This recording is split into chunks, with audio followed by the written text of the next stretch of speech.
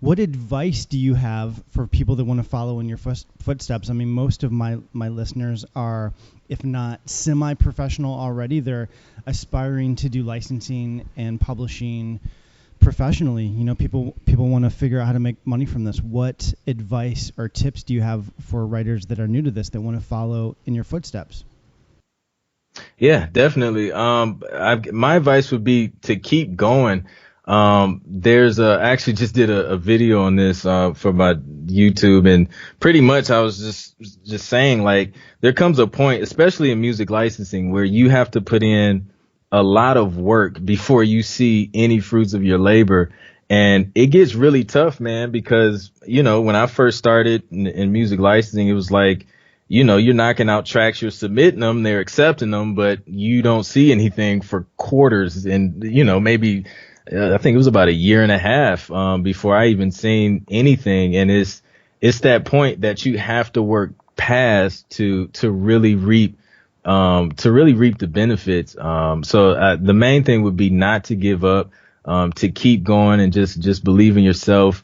You have to be consistent, and you have to create consistently. You have to create often, because you can't create 5 tracks, send them off, they get accepted, and then just sit and wait and do nothing. Like, you have to create, you have to submit, and you have to forget about it and just repeat the process.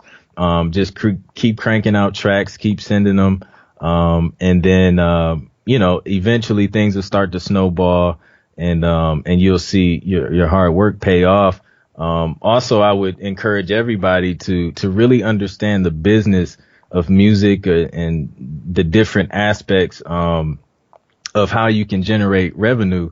I think that's one of the hardest parts for musicians and artists and producers, is really monetizing their craft. So really study and look into ways you can monetize your craft.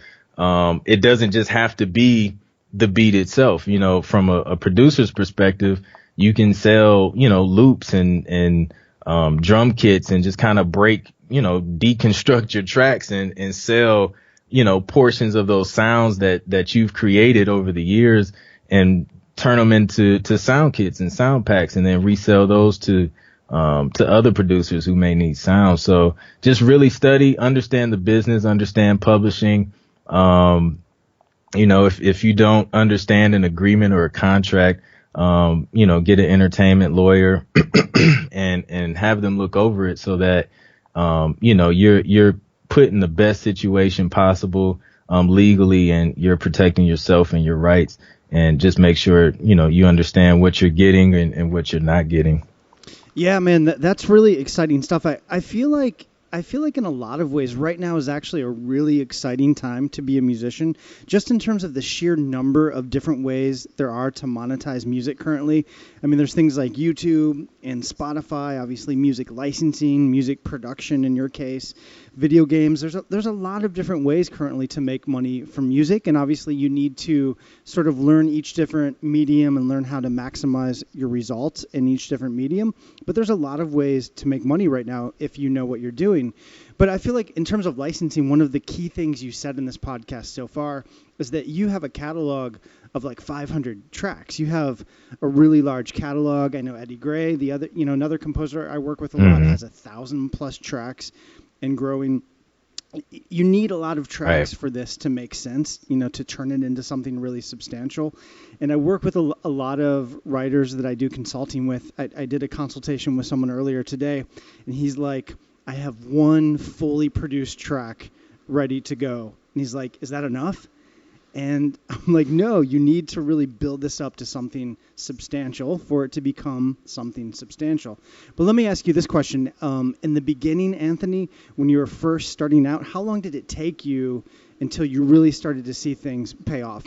It was a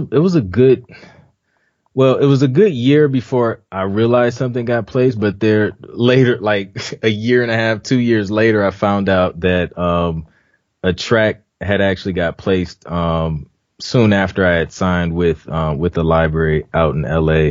But of course I didn't see it on my royalty statement until like a long time from then. But yeah, so that one was rather quick, but I didn't know anything about it. Then when I got paid for it, it was it was like 47 cents or something like that.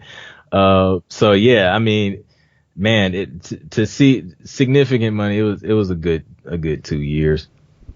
Yeah, it takes time, and that's one of the really kind of frustrating and weird things about this business is that a lot of times you don't actually find out about your placements until much later after the fact, 3 to 6 months in some cases.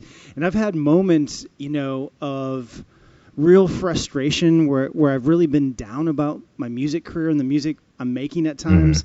And unbeknownst to me, at that very moment, those very periods of frustration, Right. I actually had music that was being placed. I just didn't know about it. And it's just a weird aspect of this industry. I mean, it would be really nice Yeah. if you would get a phone call or something. Or, I mean, sometimes people do notify you, but a lot of times people don't.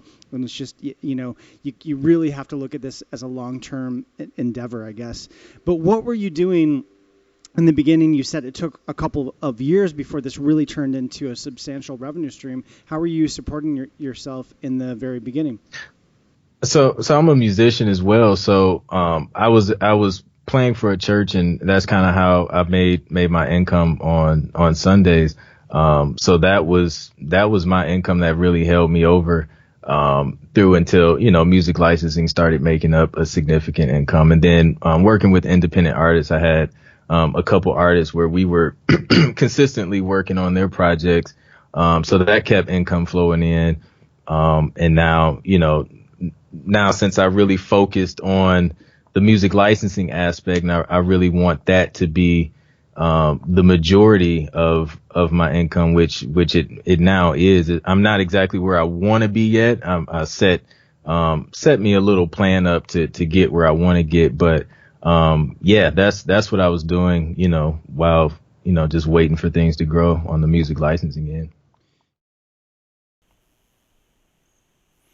I hope you enjoyed this video. If you did, please subscribe to my YouTube channel below. I release a ton of new content on a regular basis related to music licensing, music marketing, and the music business in general. I should also let you know that every single day this month, every single day throughout the month of August, I'll be releasing a new video related to how to make money licensing your music in TV shows, films, ads, commercials, trailers, retail outlets, the internet, and much, much more. So every single day this month, I will be posting a new video. Subscribe to this channel to be notified. I should also let you know that the 365-day music licensing challenge is starting the 1st of September. So if you want to take consistent action every single day for an entire year towards licensing your music in TV shows, films, ads, and more, be sure to register for the 365-day music licensing challenge between now and August 31st. There is a link for more information below this video. I'll see you tomorrow in the next video. Have a great day.